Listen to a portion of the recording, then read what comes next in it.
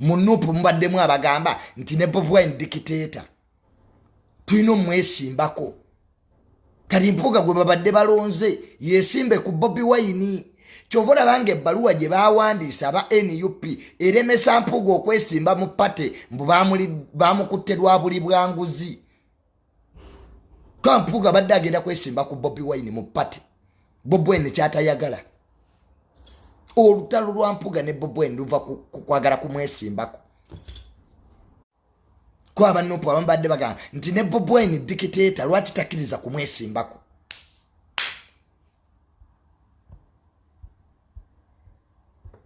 kitegedde ekintu ekyo so Bobi Wine ajja kufiirwa kubanga ye President Museveni alina engeri gyazanya mu politics we President Museveni ne bwe mwawukana mu ndowooza ne bwe mwawukana mu pate tasobola kugoba mu pate President Museveni tagoba bantu mwena alemu aina abantu be yakowedda wano speaker mama Kadaga President Museveni mugate wesimba okubwa speaker nagana ne yesimbawo ne President Museveni yamugoba mu pate wadde wali wenja wukana wano recently Secretariat y'NRM waliwo munene yawandise baluwa mbuligesto tejja kubeerayo bakomye okuligestering abantu President Museveni ne yejjira ye mwennyini ngati balita bagambye so ye President Museveni are making sure nti ne bwe muba mu disagree winze mu NRM are making sure nti ogisigalamu because buli muntu go losing mu politics oba onafuwa so Bobi Wine okuluzinga MPUUGA right now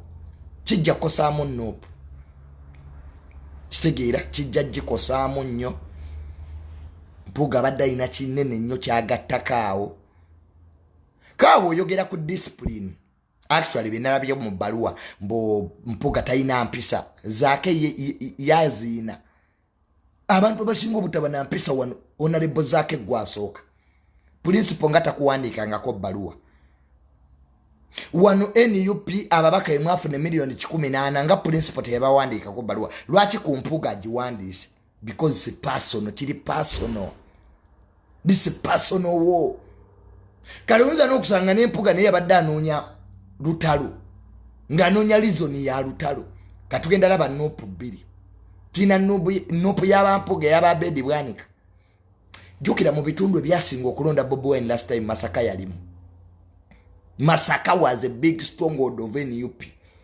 kati olwaleero oyina entalo mu NUP Masaka oyina faction ya Bobi Wine ne chairman Nyanzi the other side oyinayo MPUUGA n'abedi bwanika so yenne yabalidde Bobi Wine okuwandika ebbaluwa eno nze ndowooza nti Bobi Wine kyabadde tekyetaagisa kuwandika bbaluwa bwetyo ku mukulembeze munno nze ndowooza nti wabadde osobola okucunya MPUUGA because kadi gwazigaba wandidinze MPUUGA mu kalulu n'omumma kadi naye nowandiika saakyereta nti onalebo MPUUGA mu B so olwaleero Honorable MPUUGA agenda kola press conference responding bino byonna bikolere NRM nabagamba tewali wano opposition party egenda kwata buyinza mu ggwanga kuba politics waffe gwe tuzanya wakyana kito njagala ojjukire Raila Odinga abadde opposition leader Kenya yabadde wano ne president wa Kenya Ruto babadde wano kubanga Odinga ayagala kubeera president wa African Union Kenya bayina politics wabwe ali machua lero Kalonza Musyoka opposition leader Kenya yaliko vice president actually mu 2007 William Ruto afuga Kenya yaliko mu opposition ni Raila Odinga nga bakuba Kibaki n'Ekinyata kakati gutolina bongama nti osobola okwata obuyinza nga tusobola kugumikiriza ndowooza z'abalala ekizibu Bobi Wine kyayina ayagala nnyo muwaana buli amuwakanya aba mubi buli amuwakanya aba yasasuddwa buli amuwakanya aba mulabe wasitulwago kyekyo opposition ya Uganda ekibamya obuyinza muli badikiteta mbukubanga kati MPUUGA takanya naffe kati ketumugobe mu kibiina ye opposition yamu ningu lwaleero Raila Odinga ne William Ruto basobola okutuula ne banyumya Mu Uganda ngoli opposition okusanga ngo nyumya nowe nalemu musango bawalidde kati obuyinza mu bujjewa. You can't work out of exclusiveness. We work out of inclusiveness. So nze bwe nabitegeera nti opposition eri wanezanya buzanyi mulya buli sente mwerwanisa nimba vaamu nisiza kudda mu opposition ya Uganda mbabulira mazima ga Katonda muguru bwolaba olutalo luli wakati wa MPUUGA ne Bobi Wine President Museveni agenda tufuga mpaka bwalifa. These guys are just after money. Nzivara kati mpagira politics we Kenya. Kwa politics we Kenya they are mature people. Nti Odinga, Laira, nebwe batakanya na William Samuel Ruto president we Kenya his excellency basobola okutuula ne banyumya on a bigger cause of Africa. On a bigger cause of Africa.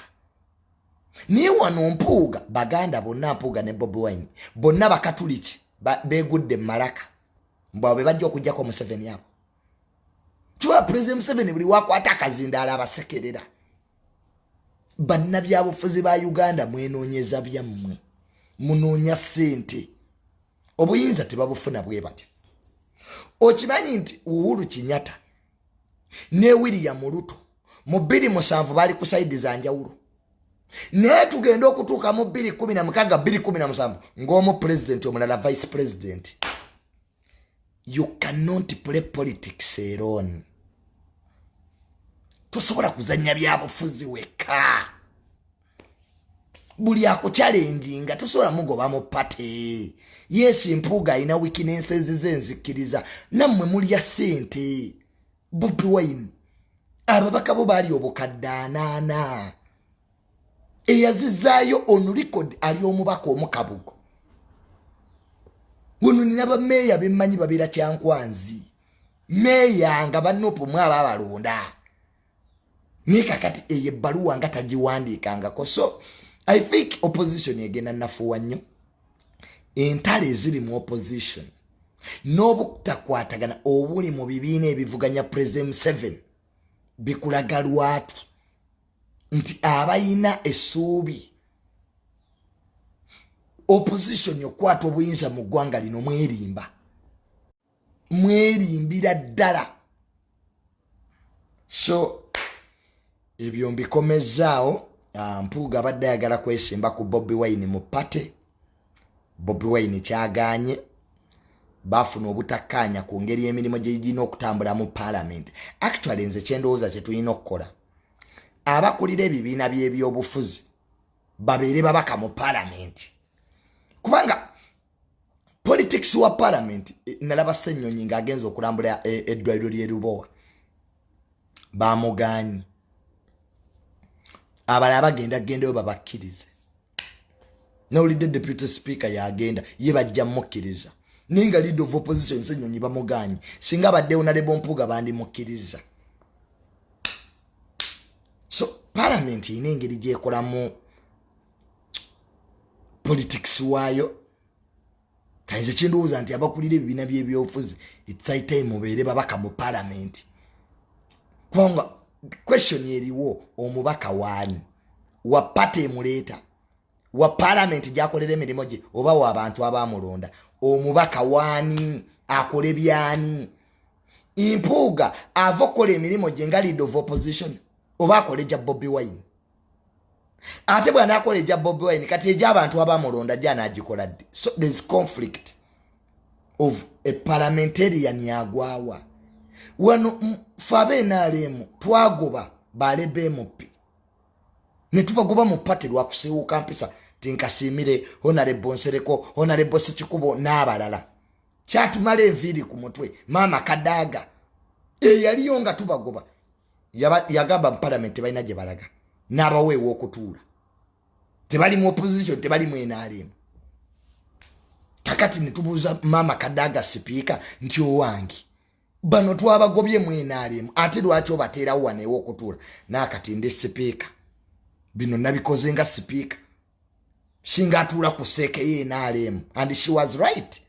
Mama Kadaga yali mutuufu. So waliwo okubagana wakati wa politics wa political parties ne politics wa parliament kiki omubaka kyalina okukola saako n'abalonzi